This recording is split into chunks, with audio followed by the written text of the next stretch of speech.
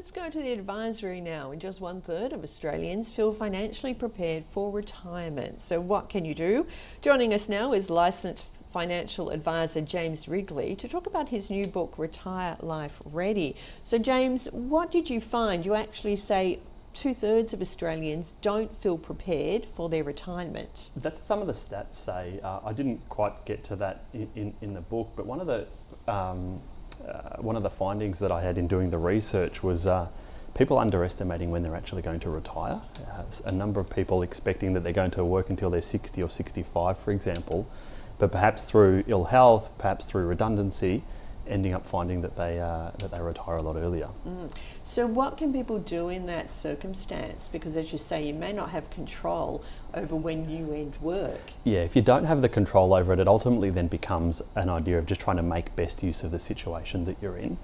We like to get people to concentrate on a few kind of basics, and the first thing is now, even if you are still working now, just start to think about what do you want life to look like after you retire.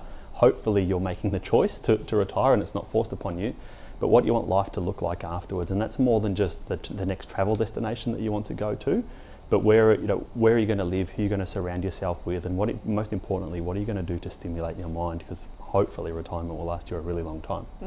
So how can small decisions improve your financial outcomes? It's really this idea of compounding, the basics of kind of compound growth and investing. But one other big thing that we see people is underestimating the length of time that it might actually take them to pay off their mortgage. One of the number one things that we want people to do as they're preparing for retirement is, as much as possible, own their own home outright. The whole superannuation system, the pension system, just the retirement system we have in Australia works that much better if you do own your own home. So just the simple step of using any online loan repayment calculator to try and work out how long it might actually take you to pay off your mortgage, that's a really great starting point.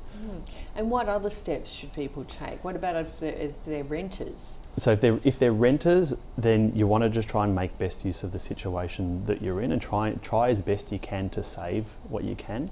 And those renters, we really try and encourage them at some point, if they're able to, in some way, shape or form, buy your own home. The whole age pension system, the pension system in Australia is far more conducive to people that own their own home than it is that don't. Well, how about superannuation? You're talking about how you can improve your super. According to ASFA, one of the superannuation peak bodies, the average super balance is $173,000, and people of retirement age, 65 to 69, averages just over $400,000 in retirement savings. So is that enough to have a comfortable retirement? It depends on what your definition of comfortable is. So that ASFA, the publishing these numbers, they also have a paper they call their retirement income standard, which suggests that a couple can live off about $75,000 a year for their version of a comfortable retirement. I always stress that people look into the definition of comfortable and see if that lines up with them. But at that level, you'd be part pension, part living off your own money, and there are plenty of people that live comfortably in retirement like that. Okay, so what if you can't put money aside? Because we know the cost of living is really high, and people there are a lot of wage rises going on, but what if you're not getting enough wage rises to put money aside? So you're going to be in a tough position then. Fortunately, the superannuation system's just increased to 12% in contributions from their employer. So at the very least, if you're working, you may be not able to save a whole lot of your income. You're using that to live, but at the very least, if you're working, your employer is going to be contributing that little bit more. And those numbers about superannuation balances, we kind of need to remember that the generation that's retiring and that have got those balances, they didn't have superannuation their whole working life. So if you're a 30-year-old, for example, and you're just living paycheck to paycheck, so probably some people are, but just by staying employed for the next 30 years will mean that you'll have a much bigger superannuation balance than what some of these statistics are for people that are retiring today. Sure. The problem is, though, a lot of jobs are casual, and it seems like the job for life is over now.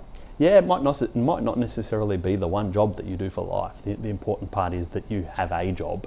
Now, people will take periods of time out of the workforce and so forth, raising families and the like. That disrupts things for superannuation. If you have the means within your family, there's some some topping up and things that you can do, which we often encourage people to do. If someone is out of the workforce, it can be really helpful to continue, if you can afford to, drop a little bit of money into that super fund and let the compounding continue to do its thing. Now you also have what you call practical no-nonsense steps to stress less about money. So how do you do that?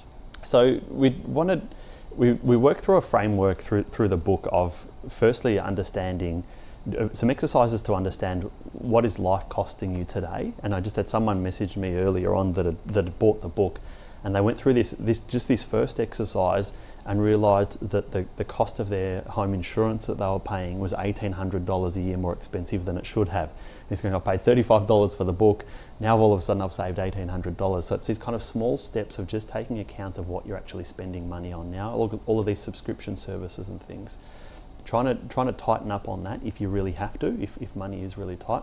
Try and tighten up on that, and these little bits that you can save, do something productive with it. Pay off some debt, top up your super, do some investing, whatever it might be. So do you suggest fewer coffees? I'm not the fewer coffees person. You've got to get that balance right. We all hope to live until we're 60 plus and have these amazing retirements, but we also all know people that don't get there for whatever reason, health events getting in the way. So each individual person needs to try and get that balance right of living well today, but also being conscious of tomorrow and putting something away. Now you also talk about shaping a retirement that reflects the lifestyle you actually want. So how do you do that? Yeah, and that's the continuation of this exercise of kind of taking account of where you're at today. And then the next step that I encourage people to do is look at what you're spending money on today, but then kind of strike off that list the things that will hopefully stop by the time you retire. For example, a mortgage, if you're paying off a mortgage on your own home, hopefully that stops by the time you retire. So you can take out what will stop, then you add on top the fun things that you want to do in retirement, the travelling and whatnot. That'll give you a spending number, and then from there you can kind of start to work out, well, what pot of money do I actually need to support this retirement that I want to live. Now, have you had how much reaction have you had so far to your book? The feedback's been immense. So the pre-sales were far beyond anyone ever expected.